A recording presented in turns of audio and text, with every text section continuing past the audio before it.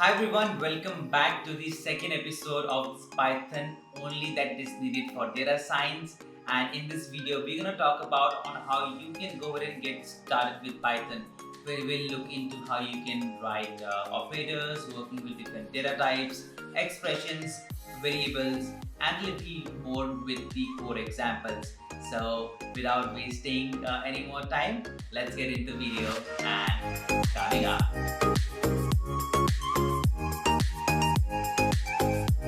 Alright, so let's get started with Python course. And remember, this Python course is only what is needed for data science.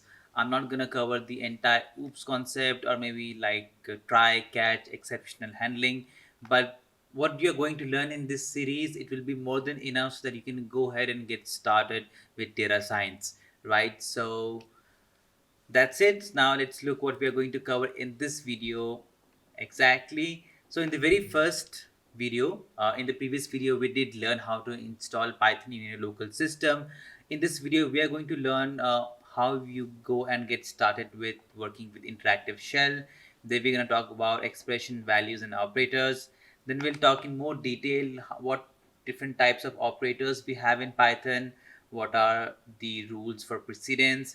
Then we're going to talk about different data types, string concatenation, replication, storing values in variables, and that's a lot for this video, right? So let's go ahead and get started. So the very first thing that we are going to learn is working with the interactive shell. So if you have Python installed in your system, what I want you to do is I'll bring my other screen. Just press your window key and search for Python. Once you do that, you get first option that is Python command prompt. You don't want to do that, but you want to click on Python IDLE, which is actually your interactive environment.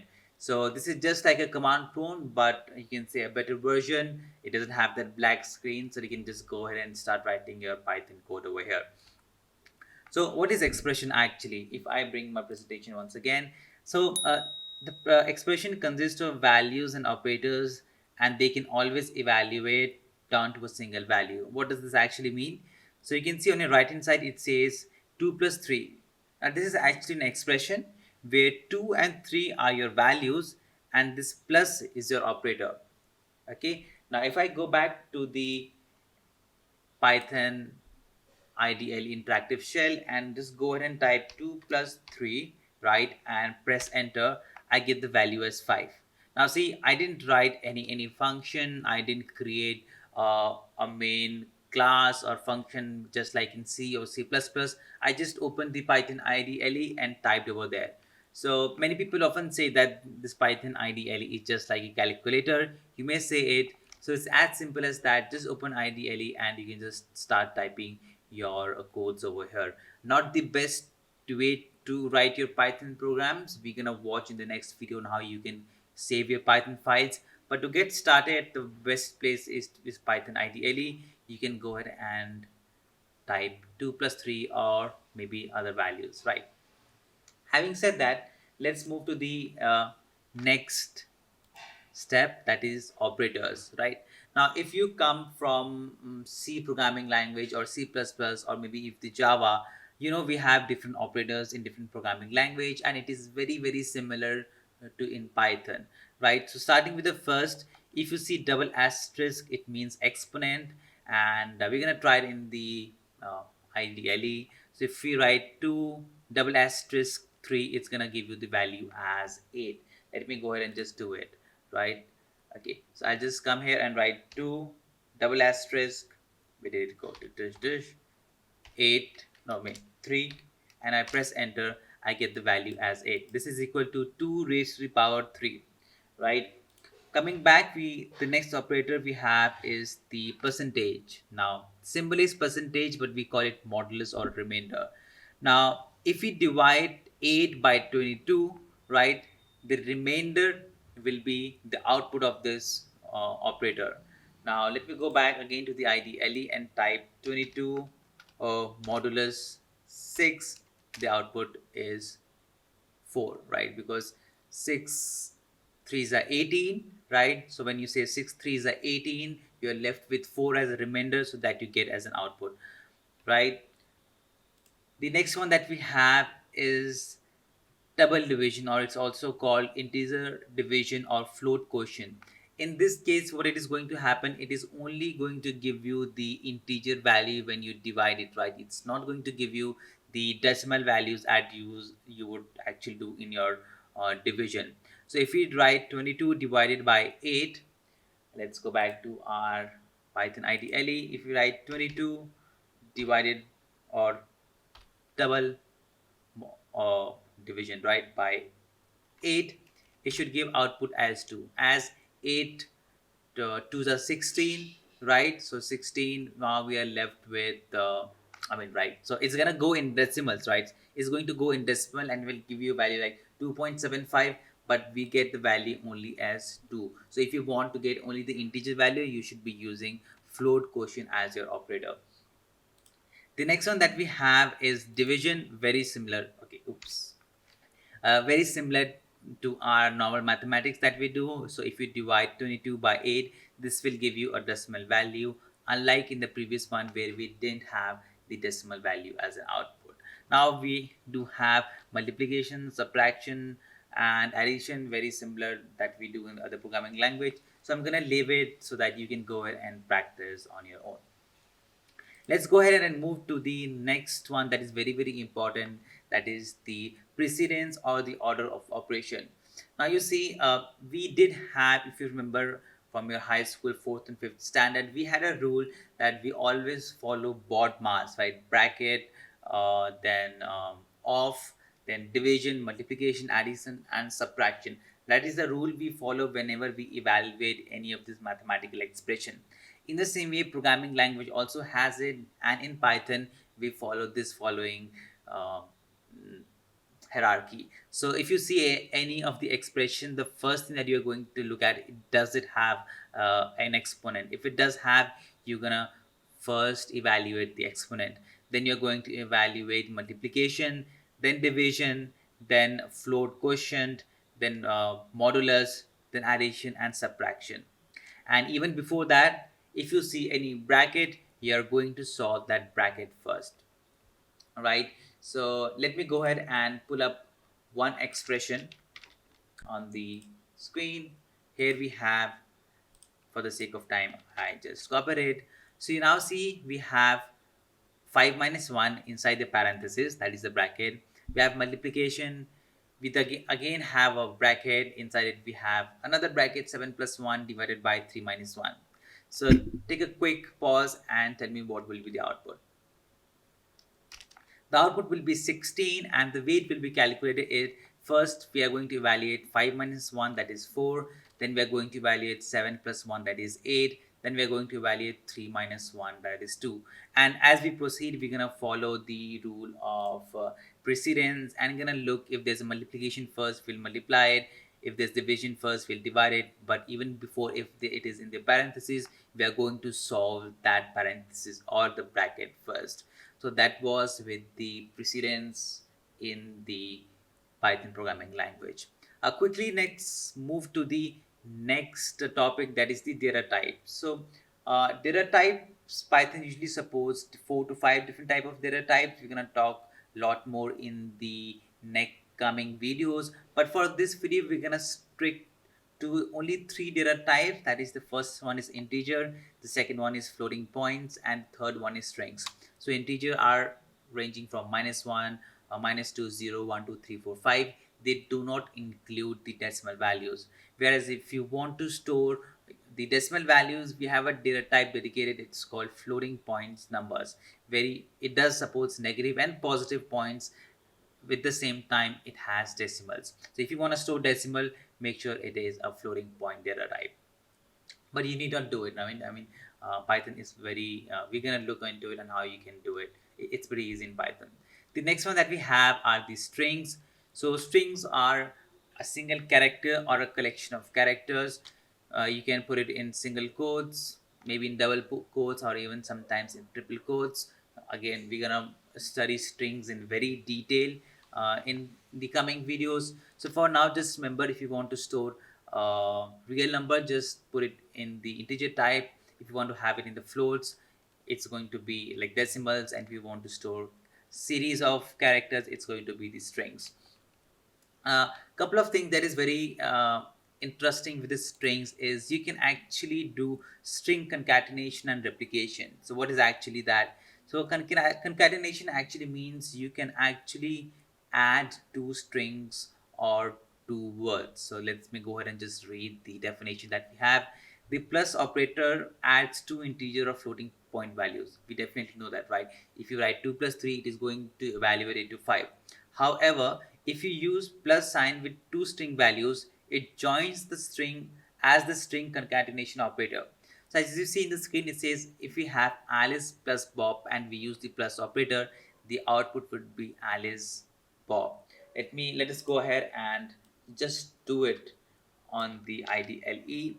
Here we have unleash plus data. We are using the plus operator, which is now here will act as concatenation. I'm gonna type it and press enter, and we get the output as unleash data, right? So it has now become one word.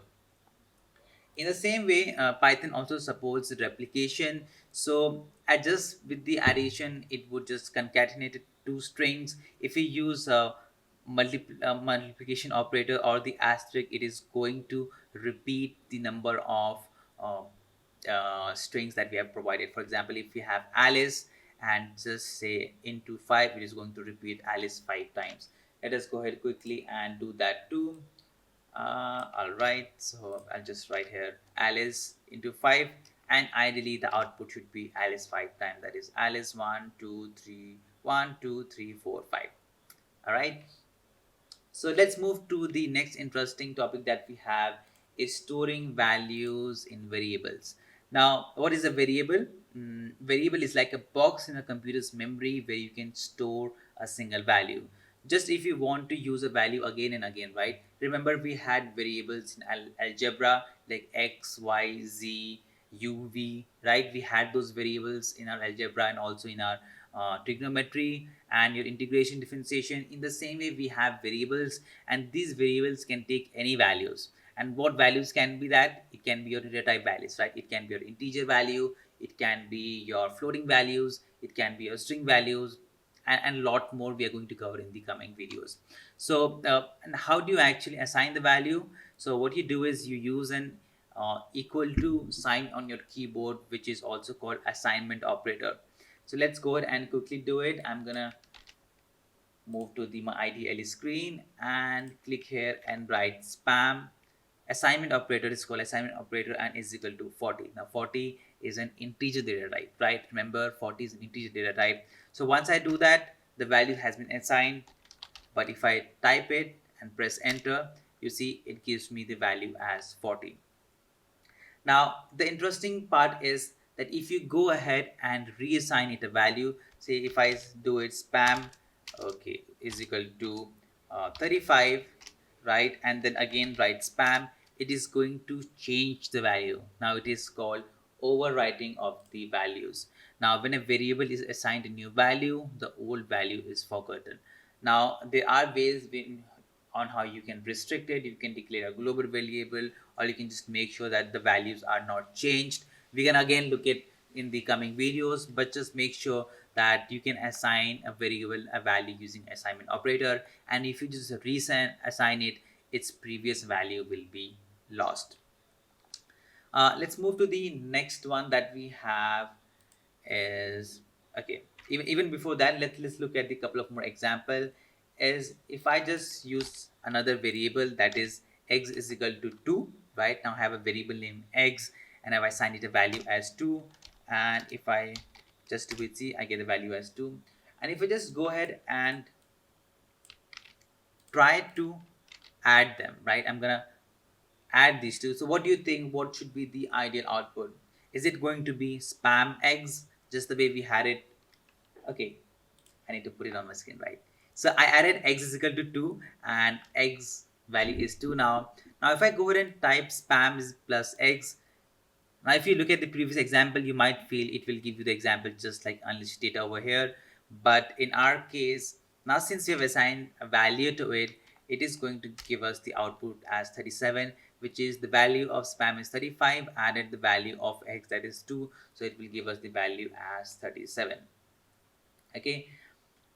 So that's it, right? So if you have a variable value assigned, you can just add it to them and it will now act as a variable that would just store the values, and then you can do some mathematical operations over there. Let's move back to the slides and quickly talk about how do you actually name your variables, and this is very very important. Let's look at the first rule. It says it can only be one word with no space, so you just cannot go ahead and write that unleash space data. That's not the way you do it, right? If you want to go ahead and use two words in your variable, the ideal way to do is using the underscore, right? Make sure you use underscores. If I want to write unleash data, so what I'll do is I'll write unleash underscore data. So that actually becomes one word, but if you look at it, you now know that hey, these are two different words, but eventually that is only one variable. The next one is it can use only letters, numbers, and underscores. But having said that, you can use numbers, but it cannot begin with number. So you just cannot write 9 WAS or 9 data. You just cannot do that, right? The value or the name of the string should always start with an English alphabetic character. It cannot be a number. So we have a couple of examples to look. The right on your right hand side you see the one that is correct, and on the left hand side you see what is correct, and on the right hand side you see what is wrong. So the first one that we have is current underscore balance. You can use that, right? Current dash balance, hyphens are not allowed. You're not allowed to use hyphens. Whereas if you don't want this way, you can use this one, current balance. Here what I want you to notice is the first letter of the first word, that is C, is small, whereas the followed second word with no space, the first letter is capital. You may find many people using this is called a camel case, and many people use it, but you cannot go ahead and provide a space in these two. That is not the, you cannot just do it. It will give you an error. If you want to add numbers, you can definitely add a number towards the end, but you cannot add a number in the beginning of a variable name. You can definitely start the variable name with an underscore, but you just cannot have a variable name that is only a number. You can assign 42 to another variable, but 42 cannot be name of a variable. Now you can use capital letters, right, with an underscore, but you cannot use special characters like dollars, at, or maybe an exclamation mark. That's not allowed. Now you can use simple like hello, but you cannot use special characters like quotations in your variable names. All right. So okay. So I think that's all we have for this demo, and for this video. I think we did cover a lot of content. We started with working with interactive IDE shell. We talked about different types of operators, data types, string concatenation, replication, and storing values in variables. Now just remember, this was the very first video. It might have got a little long because I had to explain everything in quick time. Still it got long, right? But don't think that if you just watch this series you will be very expert in Python, because as we follow up, the videos that we're going to have will be purely based on data science, and this course is only for data science guys who want to move into data science, as we are only going to cover the Python syntax and the functionalities that are needed so that you can move into the field of AI, machine learning, or data science. All right, so that's in this screencast. Alright, that was all in this video to talk about, and in the next video we're gonna see on how you can go ahead and write your very first program in Python. So I would suggest to go ahead and smash that subscribe button and like the video, and I'll catch you in the next video.